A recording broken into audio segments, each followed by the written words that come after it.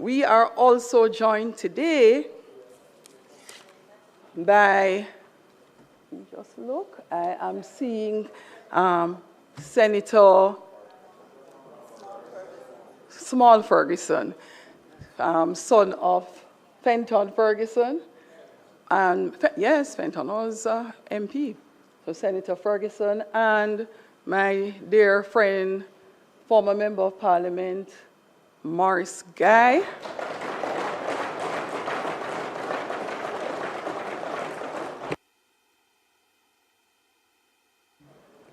Yes, and former Member of Parliament for St. Andrew Eastern, Andre Hilton. Welcome to the houses. I hope you enjoyed today's proceedings. Members, in addition to all those wonderful persons joining us in the gallery, we are also being broadcasted live on PBCJ, and I welcome all those who are joining us on those various social media platforms, including our traditional media platforms. I hope you enjoy the sitting and the presentation today. Call of the roll.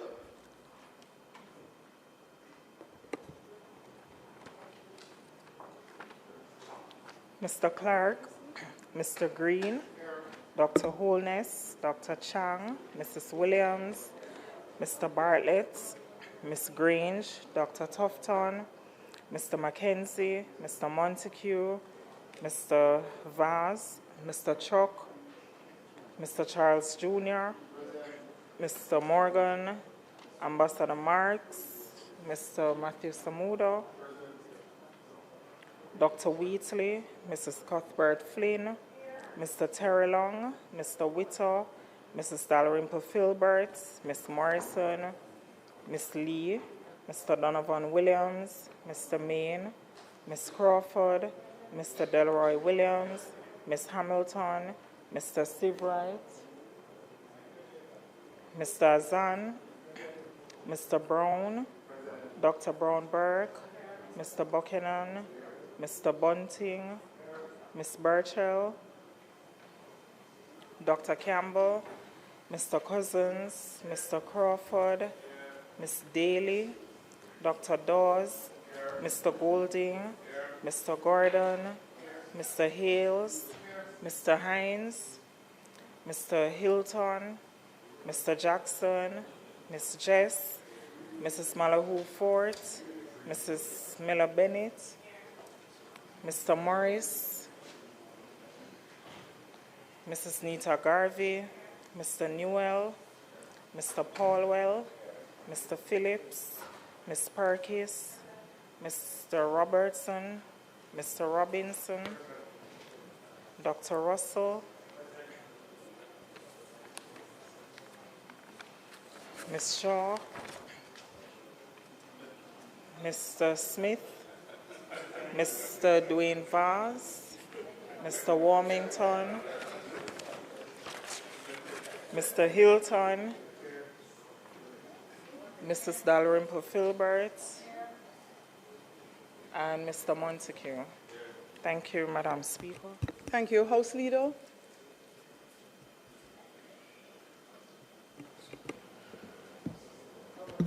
Madam Speaker, we have one preliminary item, so we can go through the agenda, and then we will get to the continuation of the budget debate. So we could go through the agenda, Madam Speaker.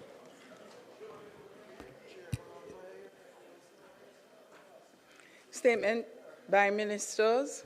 Announcements. Clark. Laid on the table of the House are the following: Annual report of the Government of Jamaica's audit committees for the financial year 2024-2025 and its related ministry paper number 19 of 2026, titled Government of Jamaica Audit Committee's Annual Report for the financial year ending March 31, 2025. And the Integrity Commission's investigation report into concerns that Ms. Delphorine Gordon, an investigator, formerly employed to the Betting, Gaming and Lotteries Commission, failed to file her statutory declaration with the Commission for the year 2023, contrary to the law and its indicative ruling. Thank you, Madam Speaker. Thank you. Announcements, bills brought from the Senate, petitions, papers, reports from committees, notices of motions given orally. House Leader. Madam Speaker, I beg to give notice that at the next meeting of the House I will move. Be it resolved with reference to the resolution approved by this Honourable House on the 20th day of January 2026, appointing a select committee to consider and report its findings to this Honourable House on an act to facilitate the implementation of child diversion in the criminal justice system and for connected matters, that this committee be allowed to hold hybrid meetings that are partially virtual and partially physical, utilizing available information and communication technologies in the manner more specifically outlined below, preserving the rights, powers, and privileges, including voting rights, normally accorded to a member of a committee. The committee is hereby empowered to 1. Convene and hold meetings in virtual spaces created using information and communication technologies, which shall be considered committee meetings for the purpose of the mandate of the committee. 2. Allow access and participation from remote locations as are enabled by the means of information and virtual technologies by members and other persons authorized by the committee. 3. Include members accessing and participating from remote locations as a part of its quorum. 4. Receive, consider, deliberate on, and respond to feedback and submissions in formats, modes, and media and via platforms, modes, and media enabled by means of information and communication technologies from any person. And 5. Consider any and all information generated, communicated, and received via formats, platforms, modes, or media as enabled by means of information and communication technologies as forming a part of the record of the committee's meetings. Madam Speaker, I beg to give further notice that at a later stage today, I will move for the suspension of the standing orders to enable me to take this motion.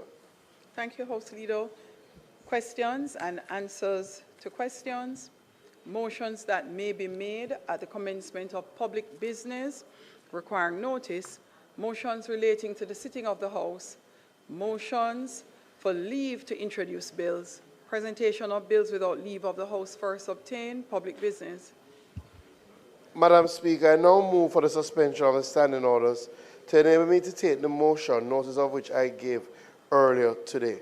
You may proceed. Those in favor? Aye. Those against? The ayes have it. Madam Speaker, I now move the motion of which I gave notice earlier. I now move that the motion of which I gave notice earlier be approved. Those in favor? Aye. Those against? The ayes have it. House Leader. Madam Speaker, today we will have the continuation of the budget debate. Let me also join in welcoming Mrs. Robinson to the House and Senator and former member Maurice Guy and member Hilton, and I see now member R. Scott has joined us as well. Today we will hear from Mr. Julian Robinson, the opposition spokesperson on finance.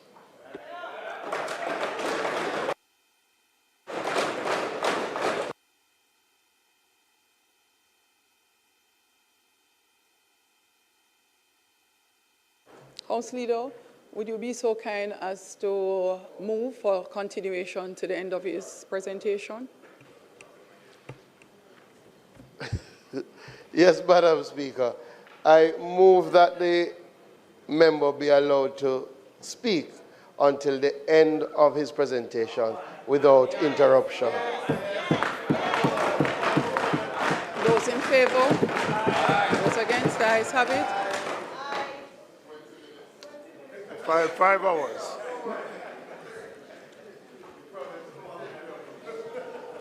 Thank you, and the Madam member Speaker. should be allowed to speak without interruption and disturbance. We'd like to hear They promised me good behavior today. Okay. Madam Speaker, and it's good to see you here, Madam Speaker. As I rise to give the opposition's response to the budget, I am humbled and grateful. First, to the Almighty for allowing me life, health, and strength to serve the people of Jamaica.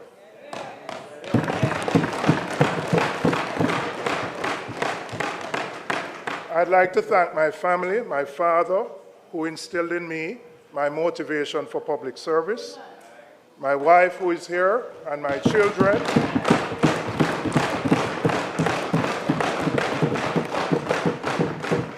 My children, PJ and Amara, who inspire me daily to build a better Jamaica for them and for all future generations.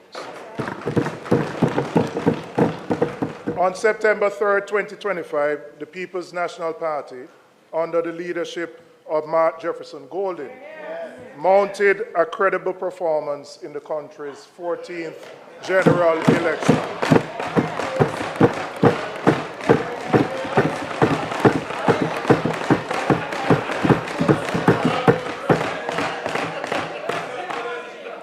I would like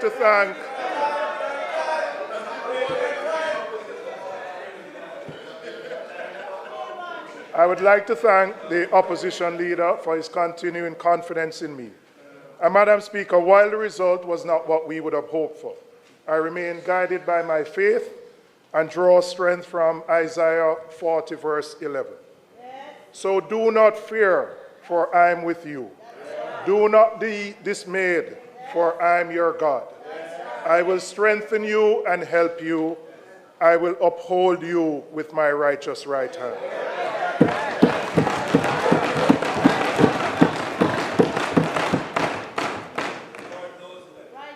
Madam Speaker, we doubled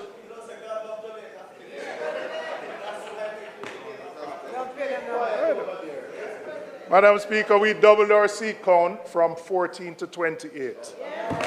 The people's verdict was close, and the mandate to hold this government to account is clear. I take this opportunity to thank the 401,398 Jamaicans who voted for the People's National Party.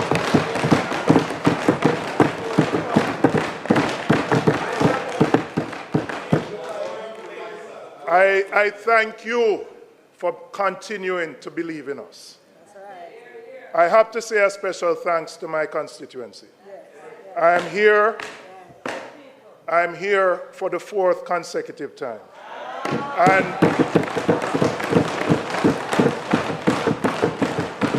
And the last election on September 3rd, I recorded my largest margin and the largest margin in the constituency for over 30-odd years.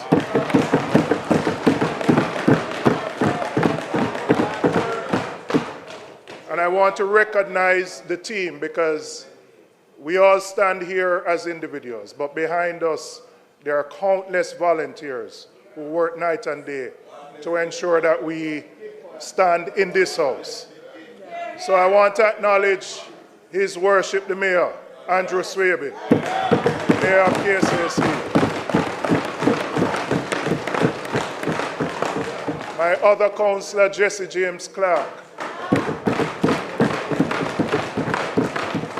The leadership of the constituency, I have a constituency secretary who has been in that position for at least 40 years. And every time we come here, Madam Speaker, I say we have to find a way for the secretaries and the drivers to ensure that they get pensions. All right?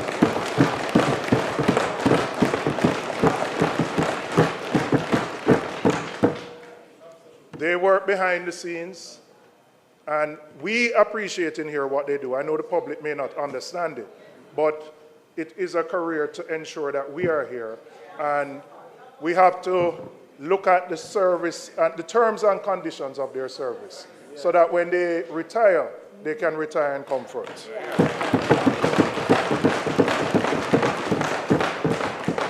One of my constituents celebrates his birthday today, the man from Price Lane, and I have to big up Keith Brown. All right? And the other workers and supporters in my constituency, I say thank you for your continued support, and I will continue to lead with integrity, accountability, and transparency.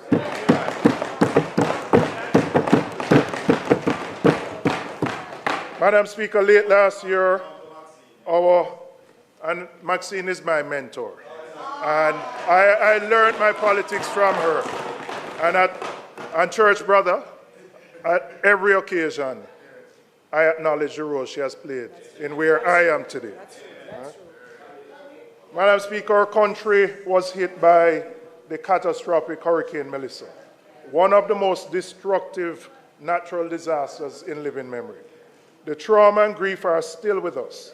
I want to offer condolences to the families of our 45 brothers and sisters who were officially recorded as having lost their lives. Yes, we are resilient people, but for many of us, the weight of that trauma, that loss, and that grief still sits heavily on our hearts. In addition to those who lost loved ones, hundreds of thousands of Jamaicans lost their homes, their livelihoods, their livestock, everything they owned. And for them, the crisis is still not over. For many Jamaicans, months after the hurricane, it is still a daily battle to find food. Some don't have the money to rebuild their homes. They can't find a zinc, they can't find a board, they can't find the blocks. Some of them are still sleeping in their cars. Melissa affected the entire country, but she took direct aim at the western parishes and inflicted the most damage there. And it's not just an economic toll. Many become anxious when rain set up to fall right now. We stand in solidarity, Madam Speaker, with all of those who are still recovering from Hurricane Melissa. The alternate side of this disaster was the massive contributions of relief and recovery support from Jamaicans at home and abroad, locally and in the diaspora. In addition, we thank the overseas missions, the international partners whose support made a real difference in the immediate aftermath of the hurricane. There are too many to name right now. But for those who, some sent a barrel, others made donations, people volunteered their time. Jamaica appreciates you and appreciates the contribution you have played in ensuring a recovery.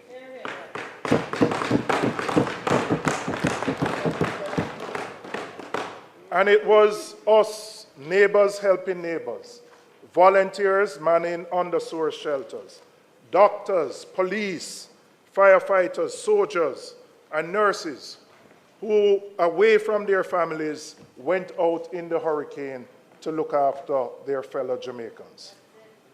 And it was we, the Jamaican people, who, after the hurricane, cleared roads with our hands and with machetes, helped each other to clean up their yards, provided water, tinned food, toilet paper, or whatever little we had to share.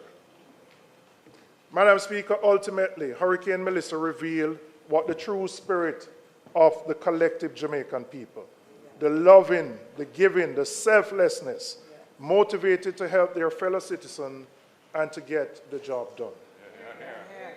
This proves again that the Jamaican people have the resilience to go through the biggest of hurricanes, and we now blow away. Not blowing away.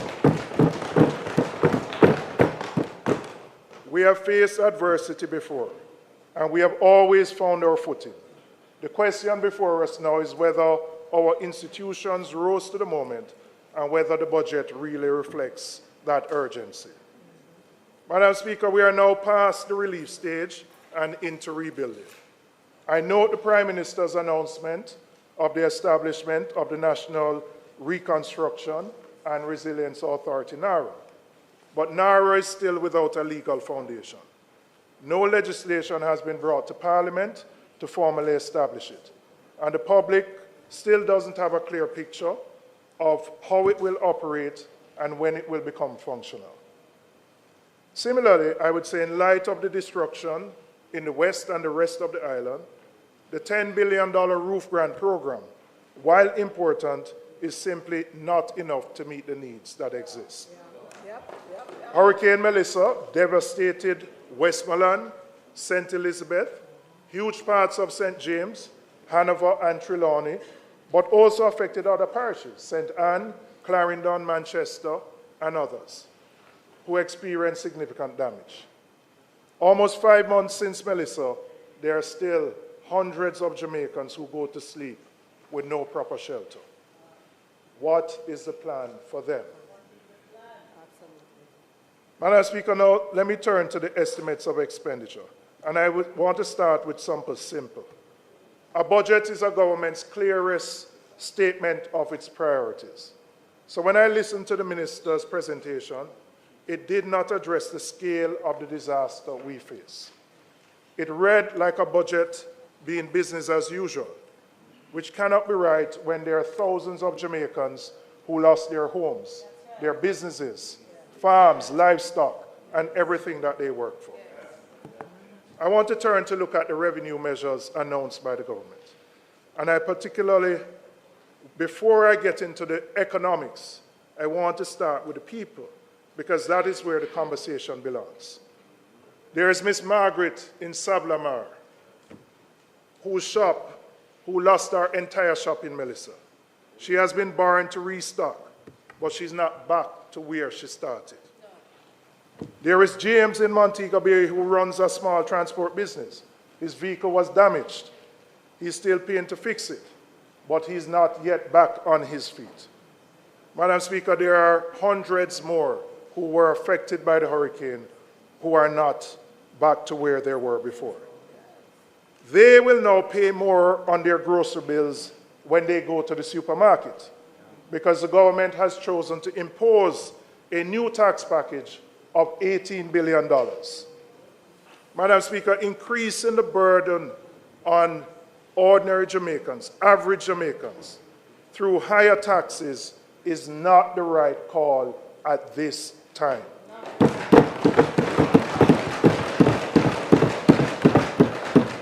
And we on this side do not support it.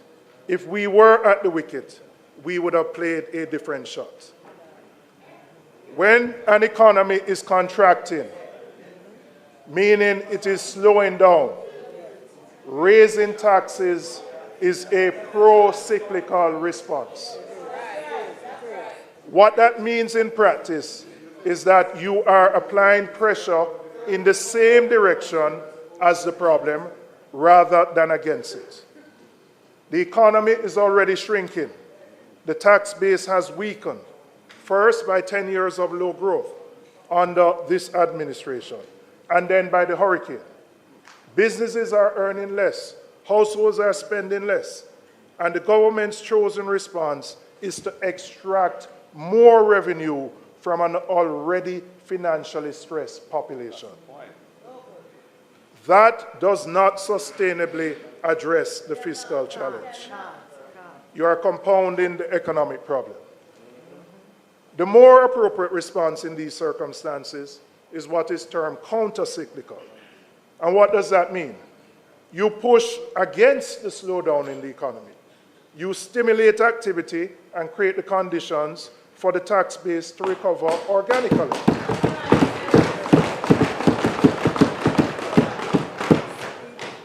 A growing economy generates more revenue over time than any package of new taxes that are imposed on the people, who are already struggling to stay afloat after the hurricane. And beyond the timing, Madam Speaker, there's a real question of who carries the burden of these tax packages. The measures which were announced by the minister all fall disproportionately on those with lower incomes, including the elderly, the very people who are still struggling to recover from Melissa. Madam Speaker, I want to address the $10 billion levy on sugary drinks specifically, because the government has justified it as a public health measure. And that justification deserves examination. And let me say from the outset, We share the concern about the impact of sugar on the population and how that is impacting our healthcare system. The level of sugar consumption is a genuine concern and deserves serious policy attention. However, where we part with the government is what is being prescribed as the solution to that problem. If the primary concern is about reducing sugar outcomes, the government has more effective tools that can be used to do so.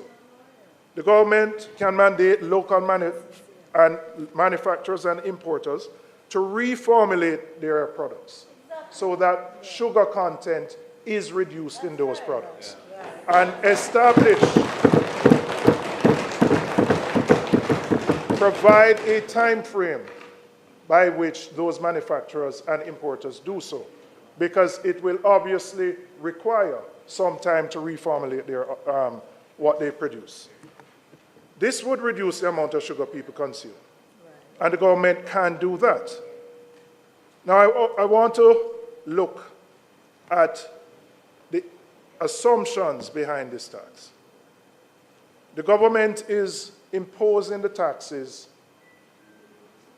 on an assumption that there will be no reduction in the consumption of these drinks. Right. Yeah. The government anticipates to get $10 billion from consumption alone, which means that they do not believe that there will be health benefits from this new tax. Because if there was, there would be a reduction in consumption.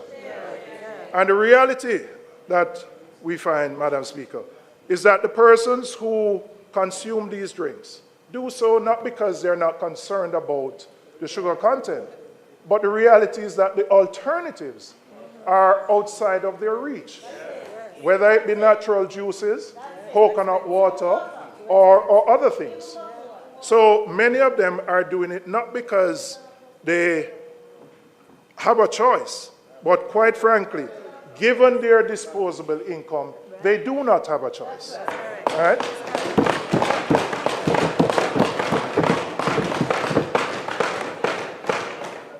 And without providing options which are healthy at a reasonable cost, all this tax will do is add a financial burden to those persons, many of whom are at the lowest end of the economic ladder. So, Madam Speaker, we do not believe this measure, apart from raising revenues, will have any desired impact on reducing consumption and increasing the health outcomes. The government also has other options.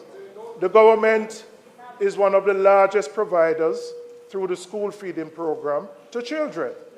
The government needs to ensure that what it provides meets the adequate and proper nutritional content for students.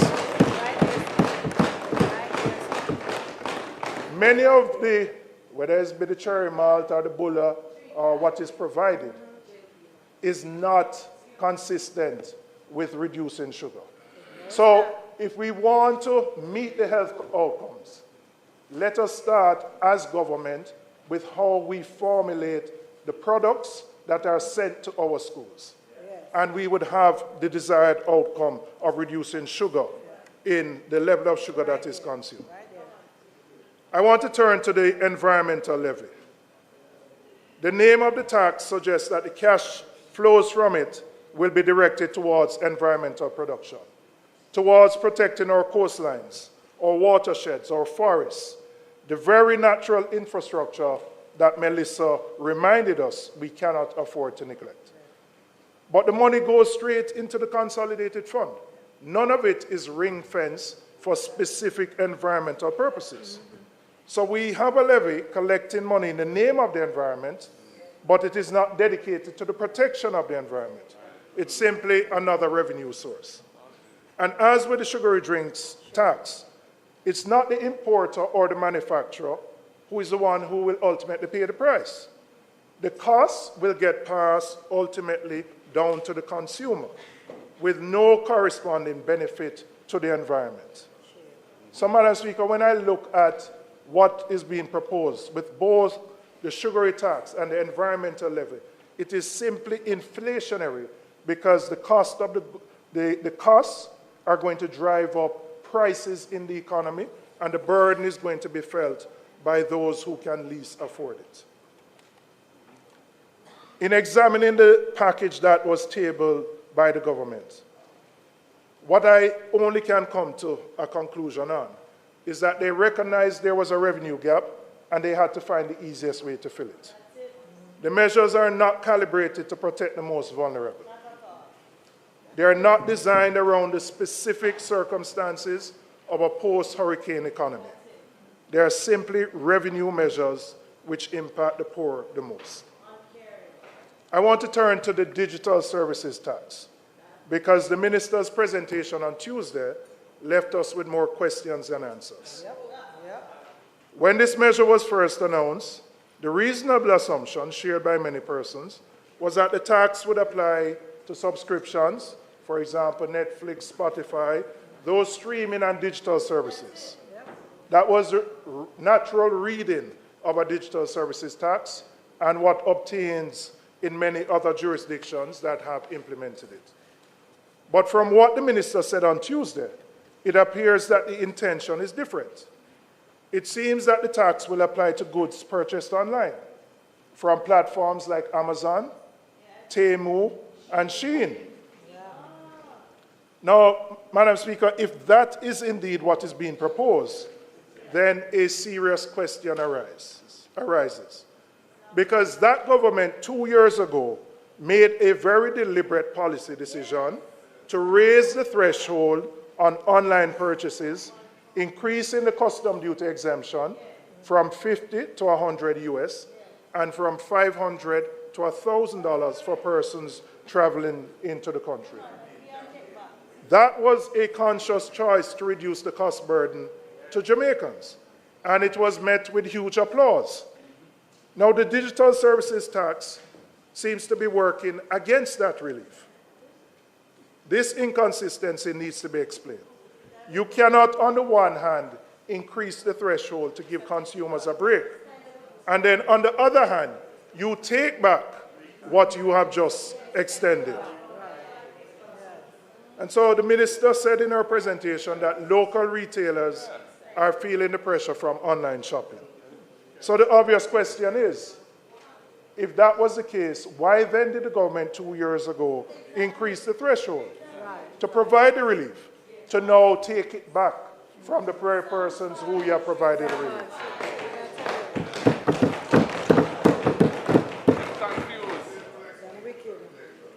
And beyond the inconsistency, there is the practical question of how this is going to be implemented. How are the taxes going to be collected? Who is going to be responsible for remitting it?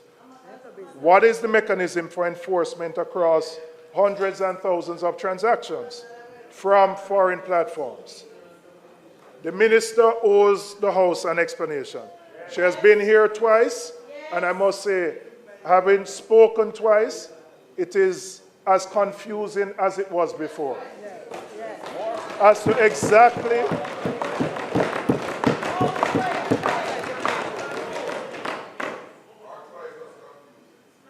so I expect the minister, when she comes in her closing, to give a clear and complete explanation of how the measure will actually work and how it will be implemented. Madam Speaker, I want to talk about the NHT and specifically about the 11.4 billion extraction from the NHT each year. The government has been extracting money from the NHT for over a decade. Yes, we acknowledge it was the PMP that introduced this measure in 2013. And I believe, absolutely, and I'm going to give you the context, because you spoke about the 20-year-olds who you wanted to give a historic perspective in. But I notice whenever you talk about the economy, you don't want to talk about what happened between 2007 and 11. You conveniently leave that out.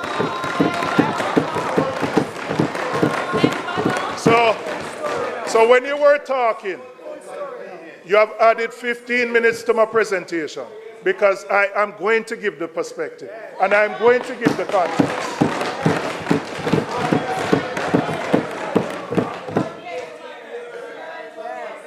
When we came to office in 2012, we inherited an economy on the precipice of collapse.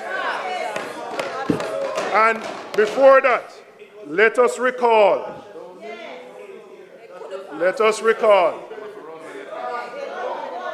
Yeah, man.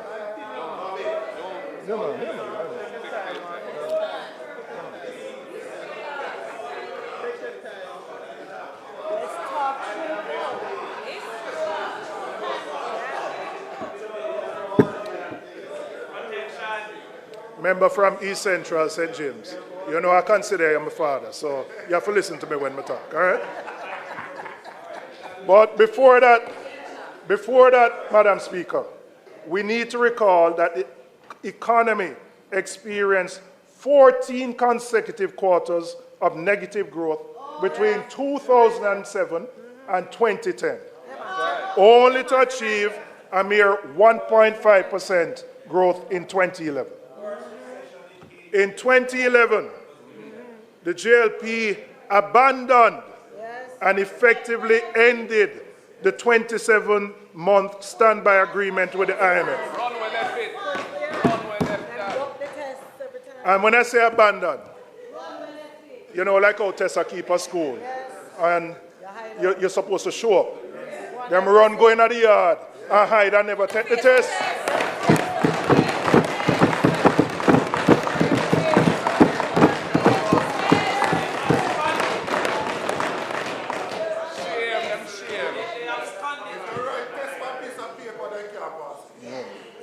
Because of how badly the JLP dealt with the IMF agreement, Jamaica was effectively shut out of the international capital markets.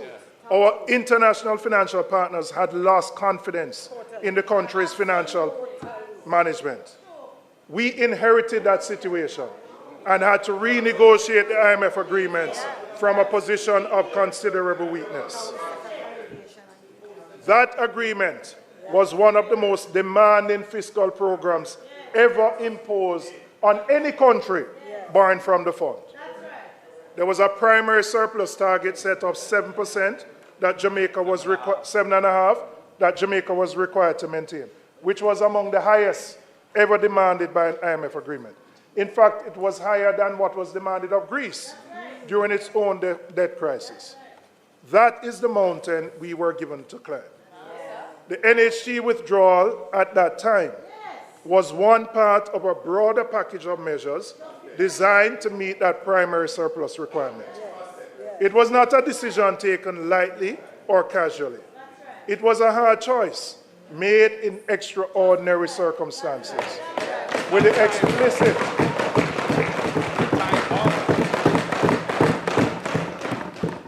explicit understanding that it was temporary. No. The same reason that drove the NHT withdrawal in 2013 is the same reason that drove the broader package of revenue measures that had to be implemented at the time, including new taxes. We had no other choice but to impose taxes to get to the revenue that the IMF required as part of its program. It was, Madam Speaker, what they left us in 2011 that required us to take the steps that we had to in 2012.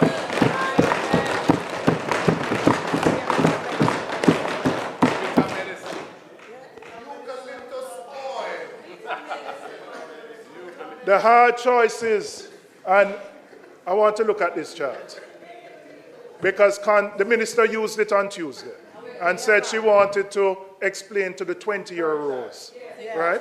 And so, yes, it is your chart, and I want to use it to explain to the 20-year rules why those taxes had to be imposed from 2012 to 2016, 2015.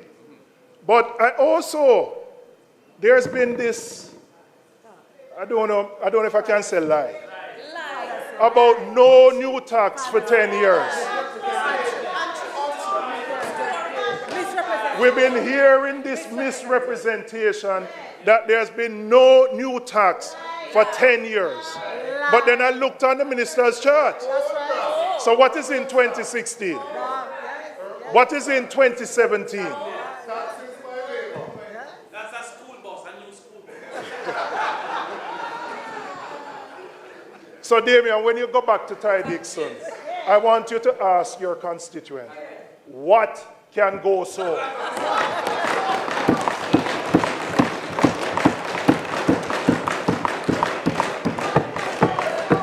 Madam Speaker, the hard choices that we had to make have worked. The PMP established Jamaica's macroeconomic fundamentals under the leadership of then Prime Minister, the Most Honourable Portia Simpson Miller, and Minister of Finance, Dr. Peter Phillips. They restored the confidence of our international partners. They put this country back on a credible fiscal path. The economic stability that this government inherited, they benefited from what we built from 2012 to 2016. No, Madam Speaker, if we're going to have a history lesson, we must just do it honestly. We can't pretend that everything on this side has been great. But give the context. Don't come here and give a half story. Leave out your term from 2007 to 2011. Like never happened. That we just get up in 2012 and inherited some better roses. Give the proper context so that the same 20-year-olds we are talking to will know. Tell the people the truth.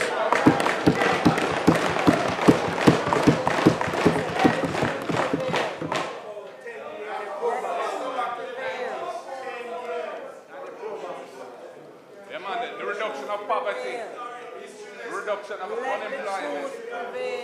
Let's go back to the 90s. You don't know it, so we can't help you. The internet. Madam Speaker, I need your protection. Members. Why not?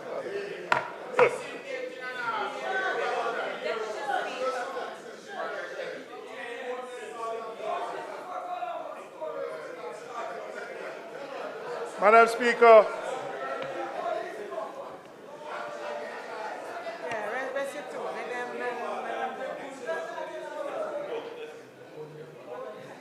the international community recognized what the PMP did during that period. That's right. The then IMF Managing Director, Christine Lagarde, and I quote, "I want to pay tribute to Minister Phillips and his colleagues for what has been a clear change of course, that's right, making the hard choices and successfully completing 4 reviews." Yeah. We never run from it. We never go into the schoolyard and say we're not take the test. We knew it was difficult, we faced it, we knew it was painful, but we knew it was in the best interest of the country to do so.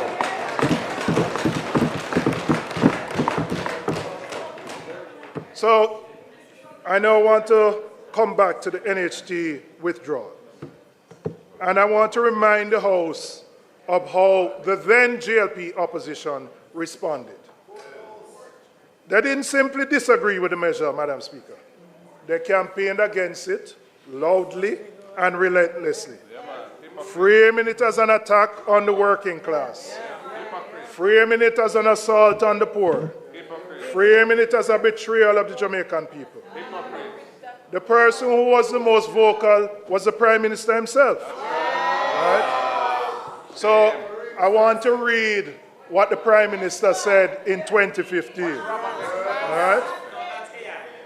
And this is not artificially, intelligently created. This is the real thing. And I quote, "The JLP does not support the use of NHT funds for purposes other than those for which they were intended. The NHT mandate is clear. Contributors' money held in trust at NHT is to be used for the purposes of the promotion of housing and community development.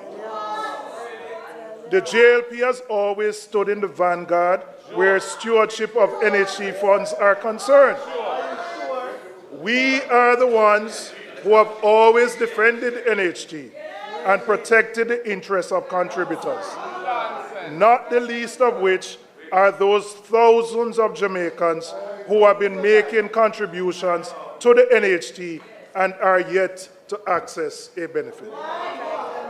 Dayton, where can I find that person?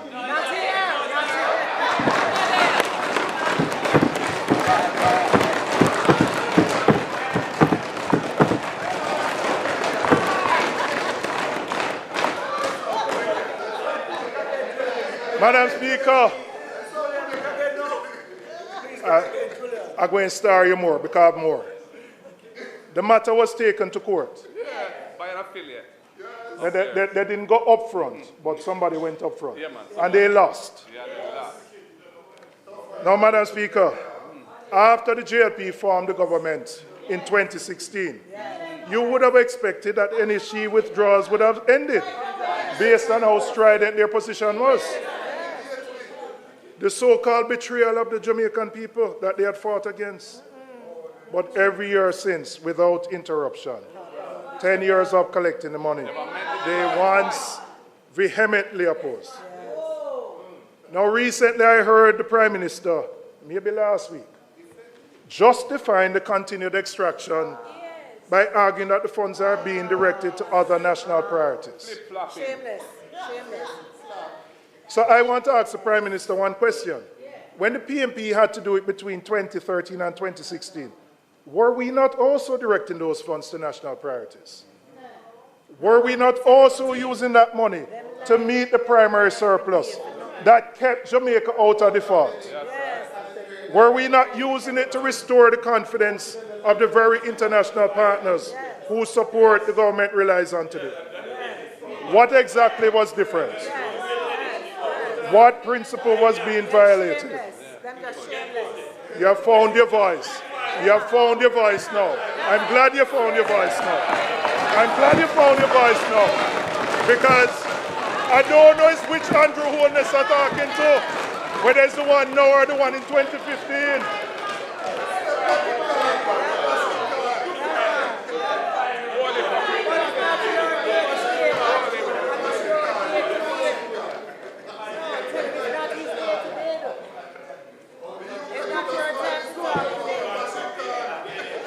So what was different?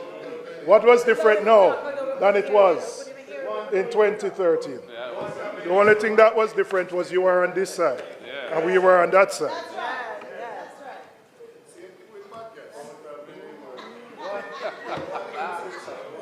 Now, Madam Speaker, I want to turn.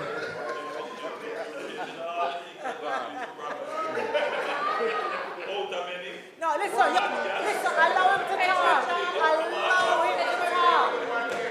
Nobody interrupt you. All of them couldn't hear you will listen. All of them couldn't hear you will listen. All right, don't interrupt him. Do not interrupt him. I never expected you to get so agitated. You're going to speak next week Thursday, no? And we will listen to you next week Thursday. And I don't intend to enumerate all the things over the last 10 years. You want me to? Okay, all right. Madam Speaker, I want to address something about the framing of this budget and how the revenue measures have been presented to the public. Yes, the country has suffered a major catastrophe through Hurricane Melissa, which has damaged the country and impacted the government revenues.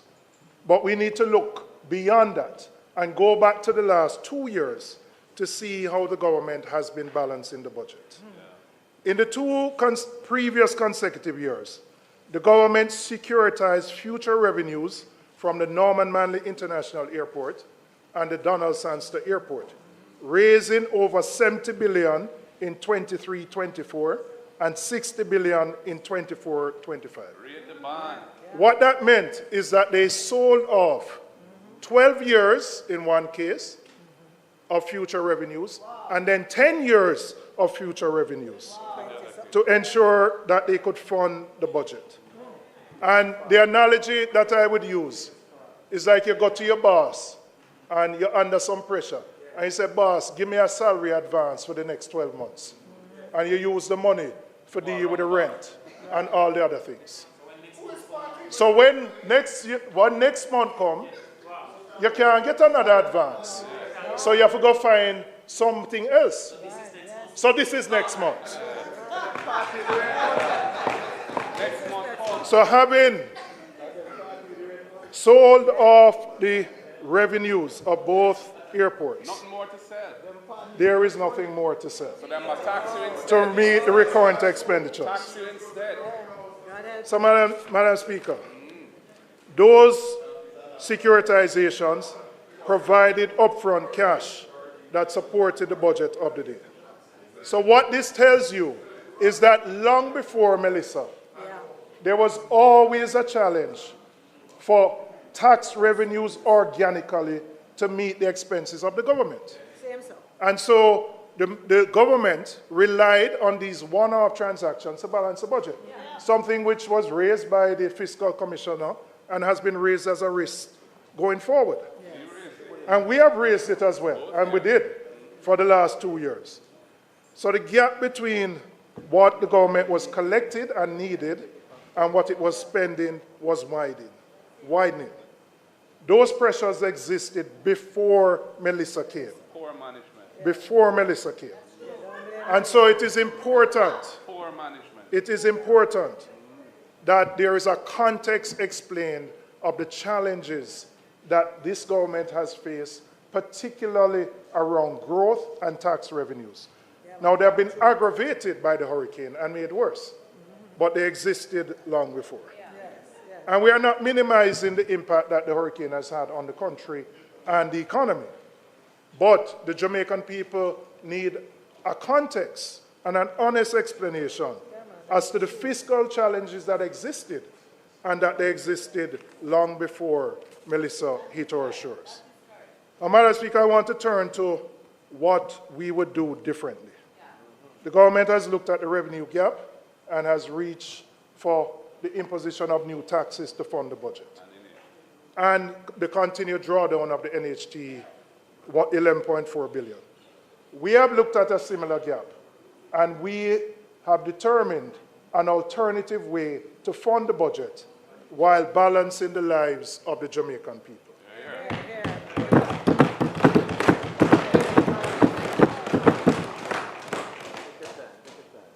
Madam Speaker, we have always said that compliance can bring in more revenues than simply raising new taxes. And I am recommending the implementation of an electronic invoicing system for the tax administration of Jamaica. Needed long time. The first source of this revenue would be this electronic invoicing system, which we estimate would generate an additional 8.6 billion in tax revenues. And I will explain how I came to that figure. Currently, and what this electronic invoicing does. So currently, when businesses make sales, they are required to upload their transaction records for verification by TAJ. The problem with the model is that the obligation to upload sits with the business, and there can be slippage.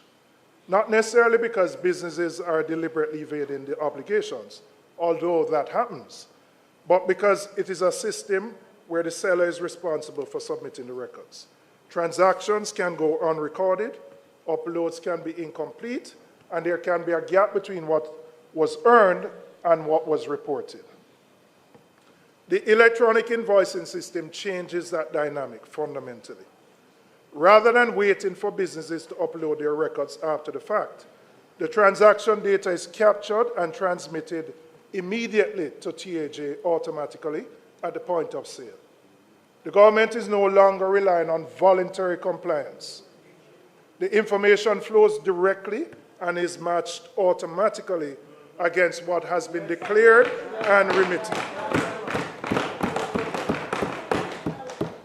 the scope for under-collection shrinks considerably because the data is already there, verified and auditable, without the business having to do anything beyond completing the sale.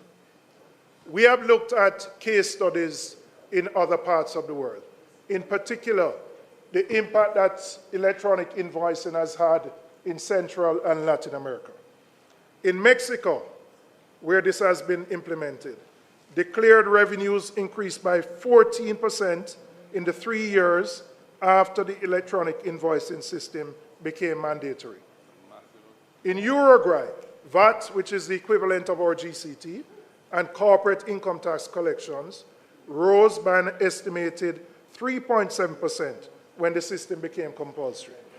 In Peru, taxable sales reported to the tax authority increased by 7% in the first year alone. Chile, which pioneered this model in Latin America, saw over 8 million electronic tax documents being processed monthly at the point of maturity, covering more than a quarter of all tax documents issued in the country. The pattern is consistent wherever this has been implemented. Better data means better compliance. And better compliance means more revenues from the same tax rates without asking anyone to pay more than what they owe. That's right. The experience in Chile and other countries that have followed a similar model demonstrates that the revenue gains from better compliance are achievable and that we in Jamaica have every reason to pursue this path.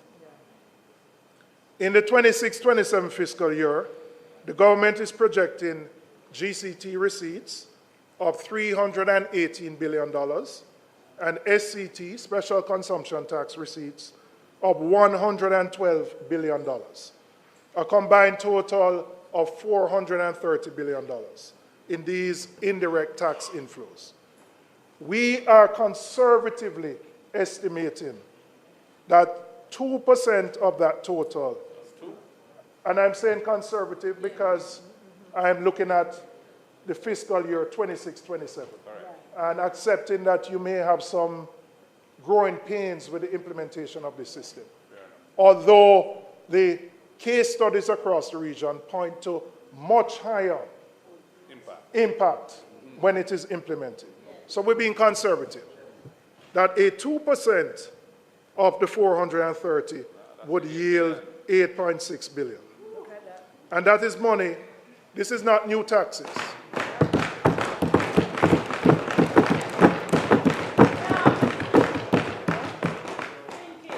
This is money that the government is entitled to collect.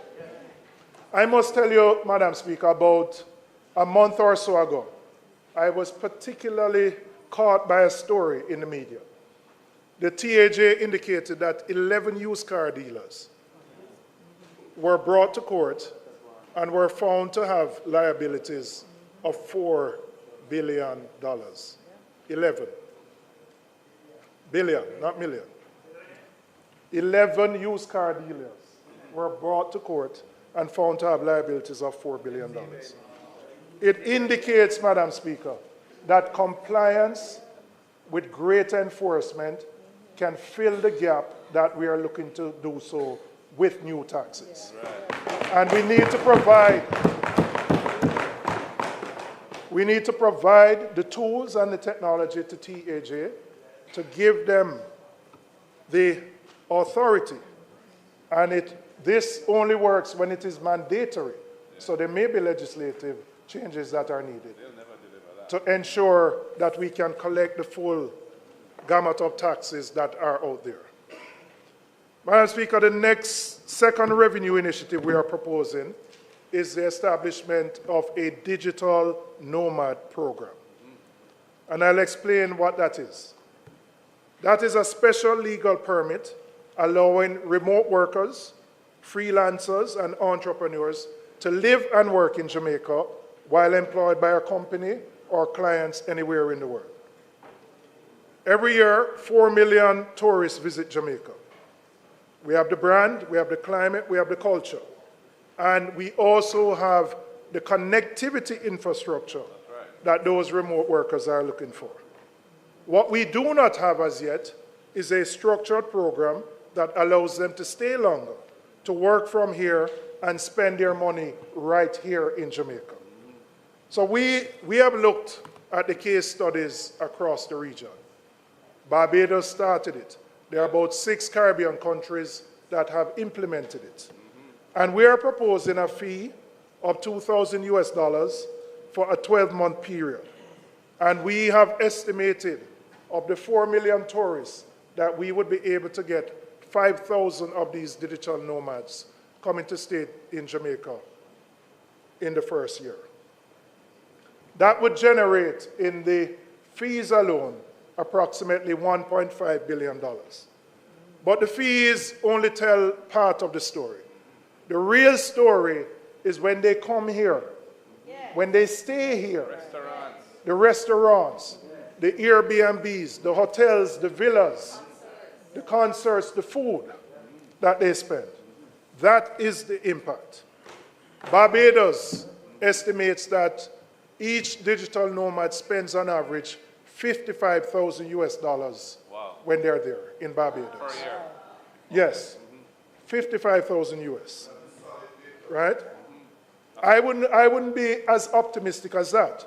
But if I estimate that in Jamaica, an average 6-month stay could yield a spend of 25,000 US, which is about $4,000 a month. Jamaica could realize the economic benefit of 125 million US dollars or 19.5 billion Jamaican dollars. Wow. Now, we are late to the game. Barbados did it immediately after COVID and took first mover advantage. But we do have many advantages which other countries in the region don't have. And a structured program can yield significant benefits to the people of Jamaica.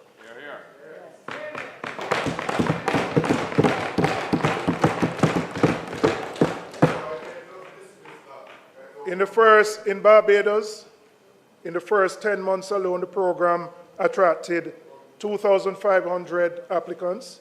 It contributed over $100 million US dollars in broader economic activity in that country. We have a lot more that we can offer. We just need to put in place the framework and promote Jamaica as a location for digital nomads. Madam Speaker, I want to look at where some of the other areas that we intend to get some revenues from.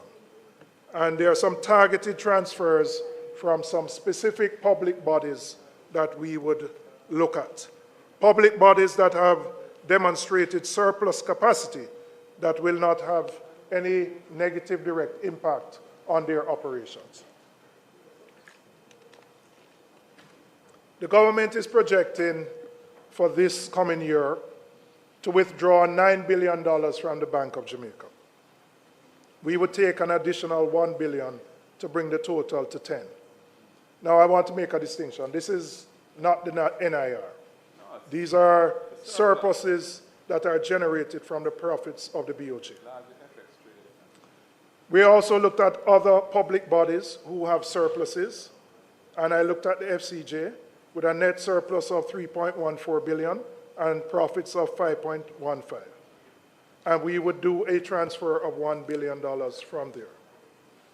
So, Madam Speaker, some of these institutions have demonstrated with their performance these surpluses, which, if put to the central government, would not affect their core operations. Madam Speaker, I'm coming back to the NHT withdrawal. We have said so before, and we are committed to ending the annual extraction of $11.4 billion from the NHT.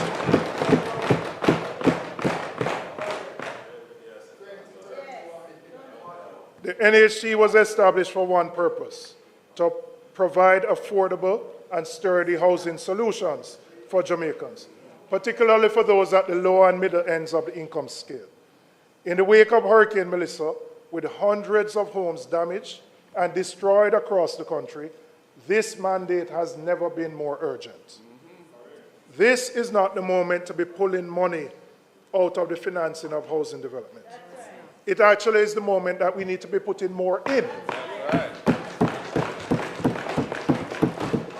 And so for us, ending the extraction and giving the NHT the capacity to do what it was created to do. And this goes, Madam Speaker, beyond just the mandate. When you invest in housing at scale, the economic benefits extend well beyond just the house itself. Construction workers get employment. The hardware suppliers go and get orders. The truckers go and get work. Money begins to circulate within communities. And that circulation of money will trigger and help to deal with the recovery that the country needs. The economic multiplier effect of residential construction is well documented. And in a post-disaster economy, it is one of the most effective, stimulative investments a government can make. So that 11.4 billion deployed through the NHT into housing construction does far more for this economy than when it is diverted into the general consolidated fund.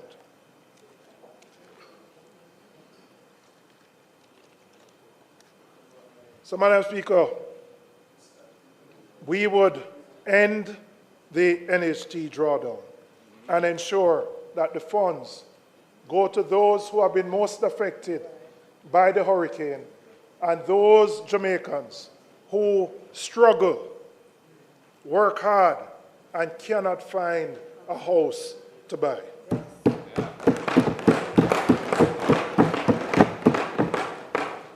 We have also looked at the expenditure side of the budget, and we have identified one specific deferral that would save $2 billion. The Airports Authority is projected, and this is interesting to note, the Airports Authority is projected to receive a transfer of $13 billion from central government. After them strip out the revenue like this year. Now remember, the AAJ, those were the same entities where the government sold the future revenues to fund the current budget. And now, those same entities are receiving significantly higher support from central government. 13 billion, a figure much higher than has ever existed in any point in time. And because the revenues have been taken from the AAJ is now dependent on central government. The AAJ had earmarked $2 billion for the construction of a new corporate head office. We are proposing a deferral of that expenditure to the next fiscal year.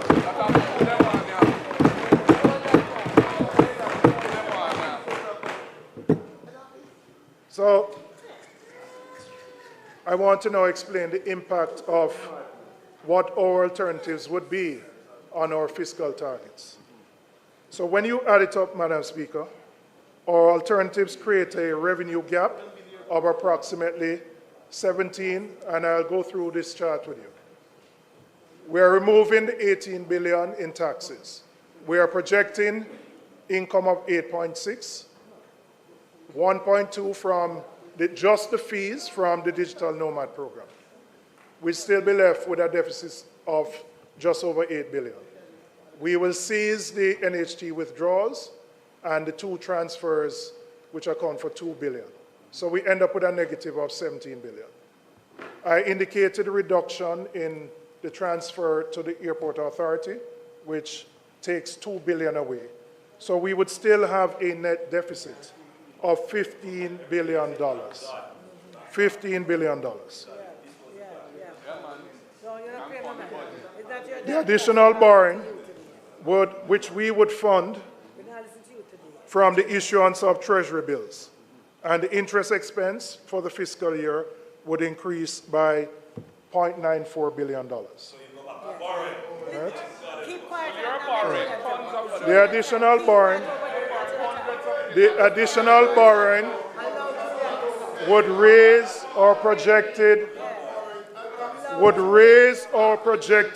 debt to GDP ratio to approximately 66.14%, up from the projected 65.7%, a difference of 0.44 of 1%. Immaterial. So, Madam Speaker, yes, there are hard choices, but in a hurricane where people are struggling and you have a choice, do you impose 18 billion taxes on people who are struggling, or you find a way to fund it, which does not impact your debt dynamics significantly?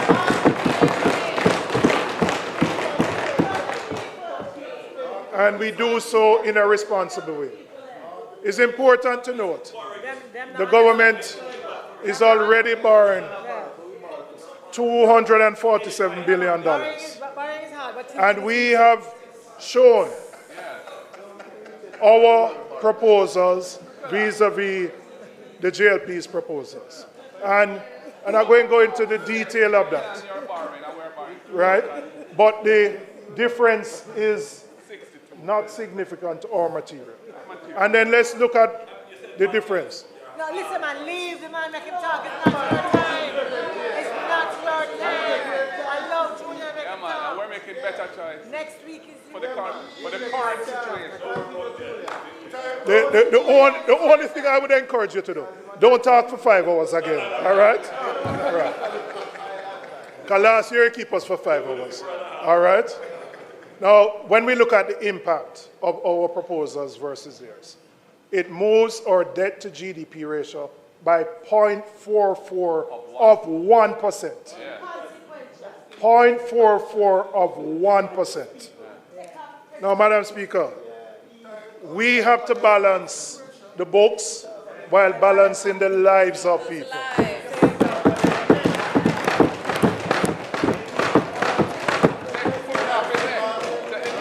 For the people in Darliston and Betheltown, they need a break on White House. For your people in Russia, they can't take no more taxes right now. Right? We have to ease the pressure for them. Madam Speaker,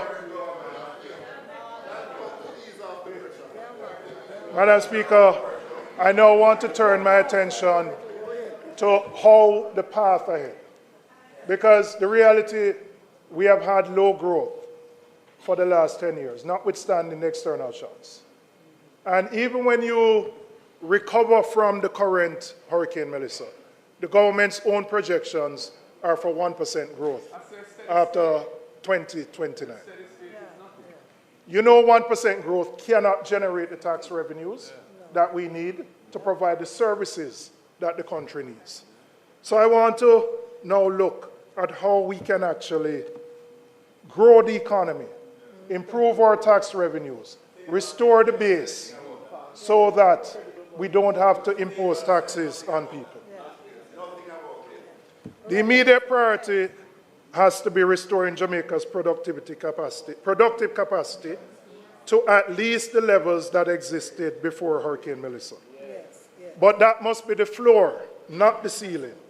Recovery must be the starting point, not the destination.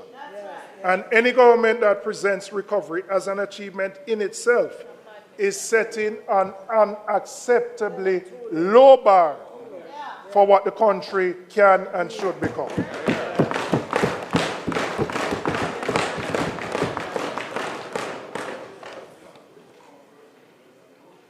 As I said, when you look at the government's own fiscal policy paper, after the recovery period of around growth, up to 2029, the economy settles back down to 1%.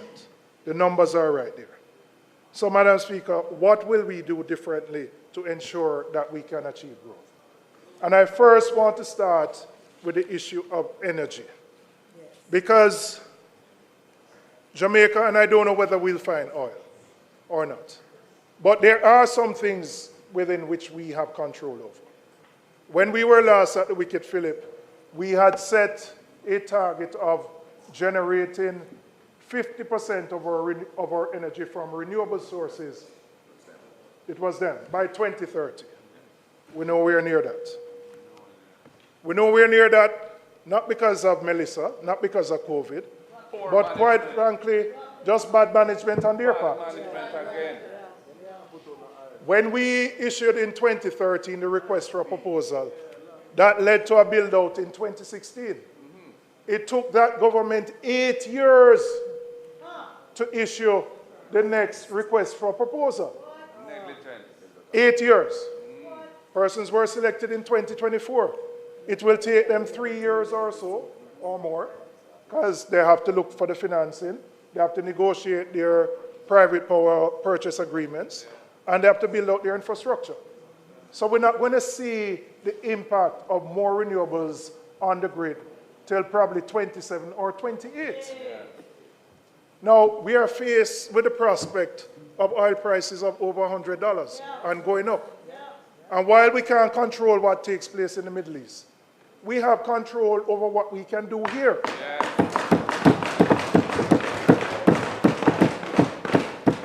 And quite frankly, this government's record is poor. Energy costs in Jamaica are among the highest in the region and the world, averaging about US 40 cents per kilowatt hour. When we were last there, it was around 23 cents per kilowatt hour. What we would do, we would ensure that large customers, those in the special economic zones, can contract power directly from generators. Now, why is this important? We cannot attract manufacturers, assembly-type operations with the high energy costs that we have. And so our prospects of economic growth will not materialize unless we can bring the cost of energy down. And it can be done quicker in those SEZs without changing any license. We would be separating dispatch, transmission, and distribution into a properly regulated structure with distinct licenses. We would disaggregate the electricity bills so that consumers can see what they're paying for, broken down into generation, transmission, distribution, system losses, and supply charges, because we believe transparency is important towards accountability. On renewables, we would scale up net billing, which you started, power wheeling. Yes, started by the member from East Kingston and Port Royal.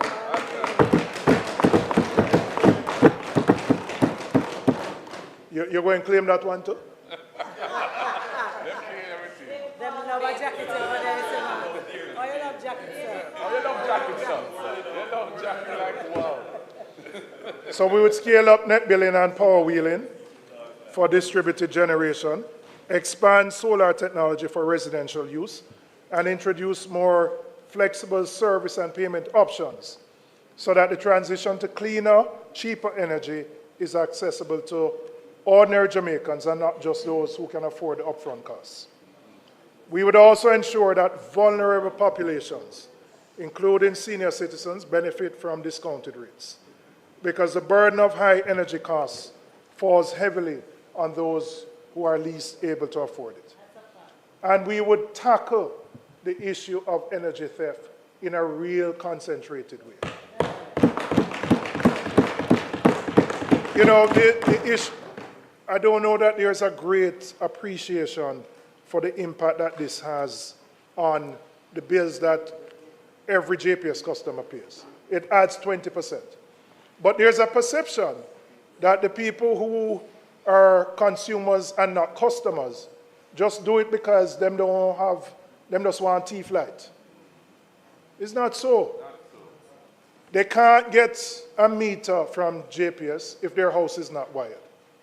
And the cost of wiring a house and getting your meter passed by the government electrical inspector is beyond the reach of the majority of people who find themselves in that position. So even if they want to change their status, and my experience has been, many of them want to, Them no want police to run them down and pull down them throats. But they simply can't afford to wire the house and to get the meter. And that requires more intervention from the government. Something has been done, but really what was started is insufficient. Totally. And if you don't deal with it, you can't address the high energy costs that the country faces. And so we would take a comprehensive approach to dealing with the issue of energy theft and giving options to persons who want to make the decision to move from being consumers to being customers of JPS.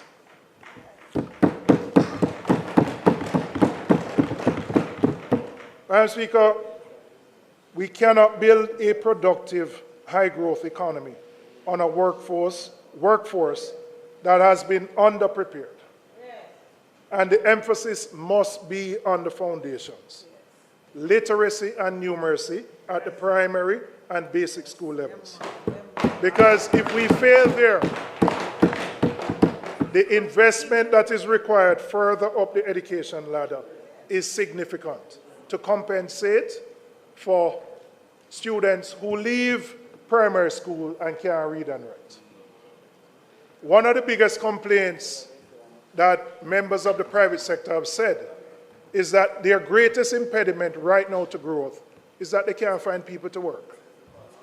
They can't find people to work. Of course I'm saying it, yeah. But I don't come to the same conclusion you may have. All right. But every one of us in here as MPs can identify many persons in our constituency who are looking for work. So that mismatch between the needs of employers who say they need people, and then on the other hand, constituents who are within 18 to 65 looking for work continues to widen. But we have to close the gap. We have to close that gap. Because importation cannot be the answer to that solution. And so the investments that need to be made at the basic and primary level have to be stepped up so that every child who leaves a primary school can read and write, can do little maths, the 3 R's. Because if that foundation is created, we will have enhanced productivity and greater revenue growth and economic prosperity. But we also need to ensure that children who have special needs are included and resources provided so that they can function in the education system. There are too many, particularly boys, where the teacher them say, why the boy give so much trouble? He can't sit down at the class and listen. But they may be undiagnosed, right? They may be undiagnosed because the parents can't afford to get a private diagnosis, which costs $50,000 and up. If they register at MICA, which provides the service, is a 2-year waiting list. And so too many of our children who are not performing at the level that they need to are children who are undiagnosed. We need to ensure that we get to the root of that.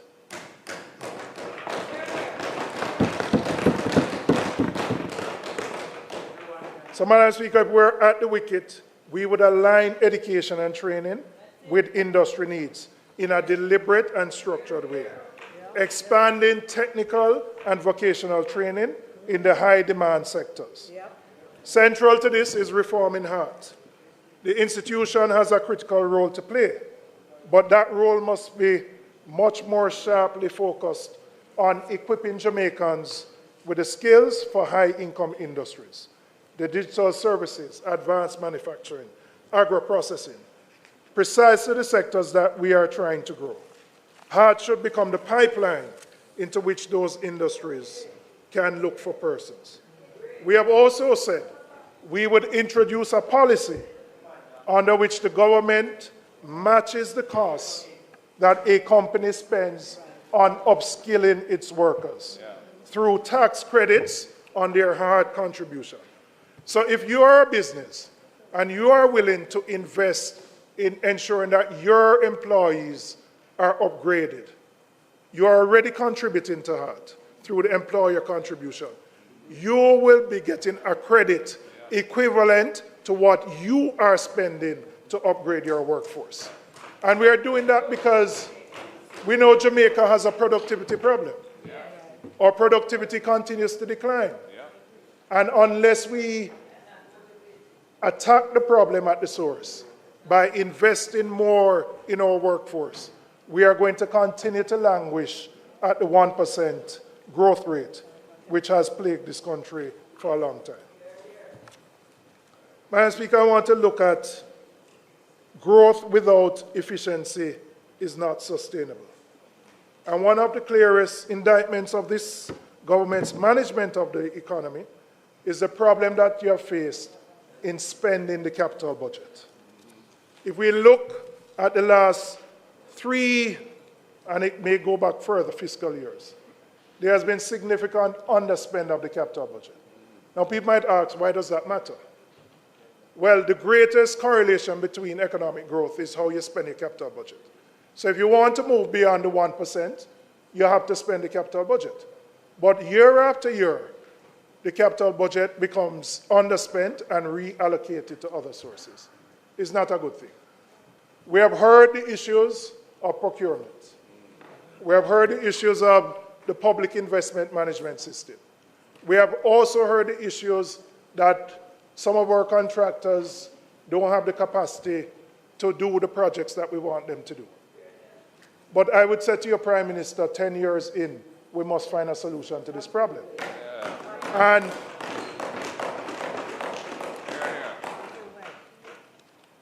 I want to say specifically to you, you have the right to organize the government the way you want as Prime Minister. But when I look at the capital budget for both central government and public bodies, 60 to 70% of the capital spend sits in 2 ministries, Ministry of Economic Growth and Infrastructure and the Office of the Prime Minister, which are headed by you. Now, you might say you want to facilitate that on your own, but then it must become a bottleneck.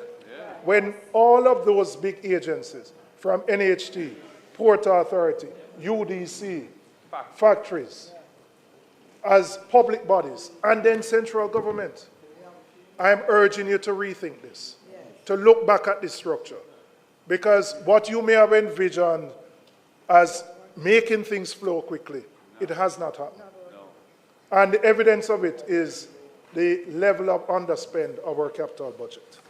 And if we're going to move the country forward, we have to unclog that bottleneck that is preventing those monies from being spent in the economy.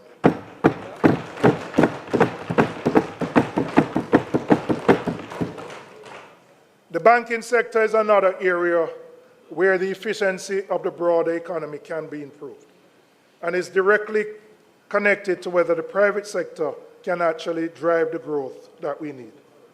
I took note on Tuesday, Madam Speaker, the Minister re-announced an announcement made by the Bank of Jamaica Governor of the implementation of the eKYC system, which was done in 2024. I have no issue with that system. It is actually a good thing and will actually improve competition within the banking sector. But June 24 was when the announcement was made. And Fitz not here. I believe it was right here at a standing finance committee meeting that the BOJ governor said that, of the eKYC system. But I expected Minister to go further than just eKYC. Because while that is a start in enhancing competition within the banking sector, there is more that needs to be done to make the sector competitive and to ensure that monetary policy can work. So the government, through its ministries, agencies, and departments, is the single largest holder of deposits within the banking sector. Those deposits, by and large, remain with the 2 largest banks. And the government has to implement a system that ensures that there's a more transparent and competitive way in which all banks can access government deposits. what exists right now reinforces the status quo. Now, I see the cannabis man nodding his head. Not that I know that you smoke it, but that you're an advocate for it. Right? But why is this important? We hear the BOJ governor complain every day. I reduce interest rates and the bank don't do nothing. The banks don't move. I take steps to bring down requirements, nothing happens. People in the public who have mortgages, car loans, see BOJ bring down them interest rates, no movement. And there will be no movement unless we can enhance competition within the banking sector. But the government can do some things. Putting in place a more effective system to deal with government deposits and the long-standing issue of addressing the asset tax. A commitment that was made on that side many years ago to remove it still exists. And so, if we want to unlock growth, if we want companies to be able to access funding at a reasonable rate, if we want businesses to expand, they must be able to access capital at reasonable rates. And so, while fiscal policy can work, the monetary policy is not, because the monetary transmission mechanism is clogged. And it is clogged because of the high concentration in the way the banking sector currently operates. The government can do more to facilitate competition in the sector, which will free resources that can go to economic growth and job creation. I want to turn to small and micro businesses. And there's a distinction that policy in this country has consistently failed to make. And it matters significantly and makes a difference. A person running a one-chair salon, a hairdresser or a stylist, faces a fundamentally different set of obstacles from a company with 50 employees. But they're all lumped under the category of MSMEs. They're all treated as MSMEs. And I said the M and the S, the micro and the small, need particular attention. In most cases, they are informal, but they face a particular paradox. They can grow beyond a particular size while remaining informal, because there's no way they can get access to capital from a bank, from equity investors, from a loan company, unless their books are there. Nobody going to give them money unless they can provide audited financial statements. But they prefer to stay informal because they don't want to deal with TAJ. And that's just the reality. And so we have to find a way to incentivize particularly the M and the S to come into the formal system. And there are ways in which we can do that. We proposed a holiday where for new businesses, MSMEs, that once they file, which means they're coming into the formal system, they would not be required to pay taxes for the first 3 years of their operation. Now, you might say, I'm giving up revenue. But quite frankly, in the first 3 years, they don't really generate any profit. But the benefit you get is that you bring them into the formal system. They have to keep proper accounts. And so that they can access the capital markets to grow and build their businesses. And once they do that, when they get into the position where they have to pay taxes, they will be paying taxes at a much higher rate. But unless we can break that barrier of informality, we are restricting the growth that can exist in the country. And some more needs to be done to bring those entities, the micro and the small, into the formal net. Madam Speaker, I want to address what the Minister said about the MSMEs on Tuesday. She spoke about the set-aside provisions to ensure that a part of government's revenues would be set aside for the MSMEs. That was announced by that minister in 2019 and announced again in 2020. The former Minister of Finance. The former Minister of Finance. Madam Speaker, it has taken 7 years. Another announcement by the minister on the same thing. I don't know what has happened in the 7 years, but when I talk to people in the sector, them say nothing. But we have another big announcement made on Tuesday, that those set-aside provisions will, for procurement. So to be clear, we're talking about ensuring that government, who is the largest player in the economy, sets aside particular sums that MSMEs can participate in procurement. 7 years later, there has been no meaningful progress made on this. They're hopeless. Mismanagement again.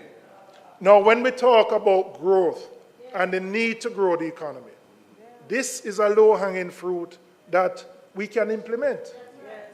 If our MSMEs can participate more in government procurement, their businesses will grow. They will employ more people. They'll pay more GCT, more income tax. That's how you grow the economy.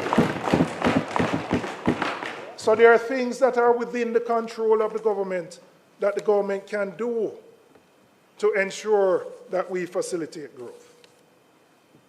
And I would say to you, Minister, the sector is looking for action here. No more talk, not a bag of mouth. Action here.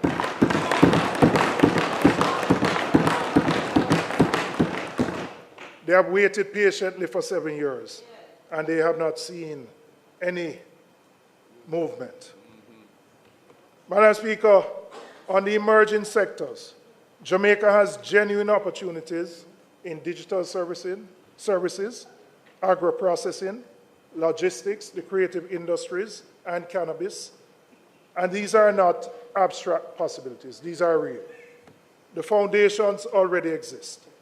What is missing is the deliberate policy support, access to capital, and the regulatory frameworks that will allow these sectors to move beyond potential to actual contribution. And again, if we are serious about growing the economy, these are the sectors that we need to give priority to. Underpinning this, Madam Speaker, is the question of exports, because Jamaica will never generate the kind of wealth its people deserve by simply selling to the 3 million of us here. We have to look outwards, and looking outwards is not just the diaspora, it is in many other countries, to grow the value of what we produce, to build industries that can compete on the world stage, and to ensure that more of the earnings from the industries stay in Jamaica and benefit Jamaican workers and communities. That is the direction our growth agenda points. And it is the direction that this country needs to be moving in with considerably more urgency than what we have been seeing from the government. Madam Speaker, Jamaica is at a critical point in its history. The hurricane has laid bare the vulnerabilities that were always there. The structural fiscal pressures that predated Melissa, the chronically low growth that has kept living standards stagnant for too long, the public institutions that were not ready when the moment demanded them, and the Jamaicans who, as always, carried more than their share of the burden while waiting on the government's response. The question is, the government's budget was supposed to answer what happens next. How does this country recover, and how does it grow in a way that actually changes people's lives? The budget that has been presented falls short in this regard. Falls short. It falls short for the woman in Sablamar who lost her shop and is hoping for some ease to the predicament that she faces so that she can send her children to school.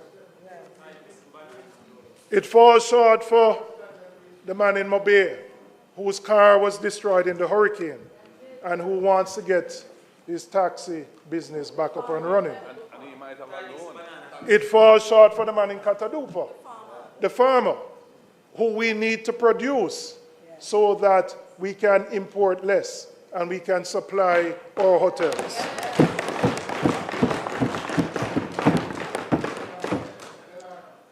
And it falls short for the NHT contributors, whose monies continue to be diverted away from the institution it was meant to serve, by a government that once opposed that very practice.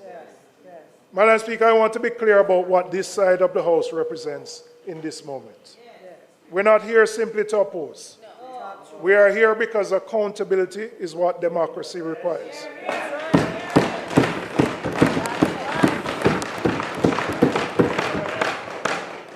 And because the Jamaican people deserve a parliament that takes their responsibility seriously and discharges it honestly. That's right. So when we critique the government's budget, it is because the choices made in that document have real consequences for the people. And the people deserve to know that those of us on this side of the chamber are examining those choices carefully and offering a genuine alternative. Madam Speaker, Jamaica's best days are not behind us. They are ahead of us. If we are willing to make the choices that will get us there. We are not a small country with small ambition. We are a small island that has already shown the world what Jamaica is capable of. And we have barely scratched the surface of what we can become. Madam Speaker, we have presented an alternative to what the government has proposed. We have sought to balance the lives of the people while balancing the books. We have looked at the impact of this hurricane and the devastation it has had on so many Jamaicans. And we believe that the path forward of growing the economy is the only sustainable way that we can lift the living standards for all Jamaican people. Thank you very much, Madam Speaker.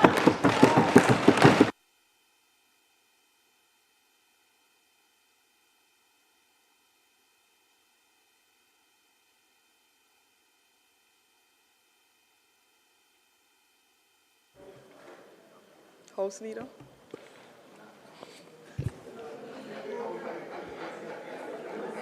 Madam Speaker, we thank the member for his spirited contribution.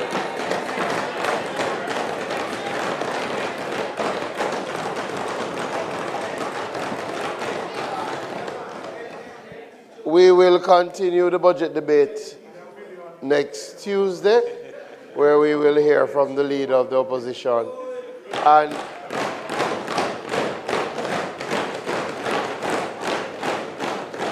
And then to remind the House that we return on the 19th of March, where we will hear from the Prime Minister. 24th, where we will hear from, yes, the 19th, where we will hear from the Prime Minister. That's what we are. So, Madam Speaker, it's not intended for us to do any further business today. I ask that the House be adjourned for a date, for Tuesday the 17th of March 2026. The question is that the House do now adjourn to Tuesday, March 17th, 2026. Those in favor? Those against? The ayes have it. This Honourable House now stands adjourned.